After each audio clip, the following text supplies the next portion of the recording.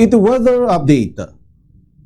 Nasa napatpatan di Typhoon Saudel, iti kadayo ng 1,950 kilometers dahil ti extreme northern Luzon at ikapigsa ti angin nakat 165 kilometers kada oras kan pasaray pumigsa angin ganay ti 205 kilometers kada oras ti mata tropical depression kad nasa napatpatan iti kadayo na nga 1,265 kilometers dahil ti southeastern Luzon at ikapigsa ti angin na kanta 55 kilometers kada oras kan pasaray pumigsa aging nga 70 kilometers kada oras kastapay ana sa napatpatan ti tropical depression na hinari wano dating nga bagyong Neneng ti kadayo kat 522 kilometers amyanan iti Itbayat Batanes at ikapigsa ti angin na kat 55 kilometers kada oras kan pasaray pumigsa iti 70 kilometers kada oras.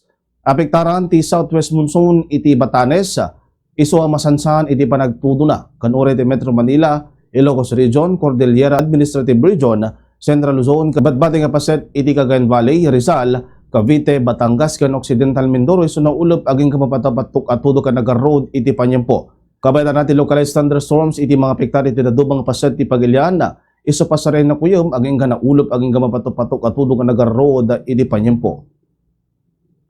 Dagiti na dumang temperatura iti lugar ti Pagilian, ti Vigan, 28 degrees Celsius, Tuguegarao, 29 degrees Celsius, iti Baguio City, 22 degrees Celsius. Iti Visayas, iti Rojas, 29 degrees Celsius, Iloilo City, 28 degrees Celsius, iti Cebu City, 30 degrees Celsius. Iti Mindanao, iti Cagayan de Oro, 29 degrees Celsius, Davao City, 28 degrees Celsius, iti General Santos City, 27 degrees Celsius. Simingising tinit alas 5:43 bigat ket timneng ka alas 6:14 tirabii. Dito weather update para ti Bombo News and Views. Siak ni Bombo Jan Joshua kabatikin, this is Bombo Radio Philippines, the number one radio network in the country, your trusted source of news and information, Basta Radio. Bombo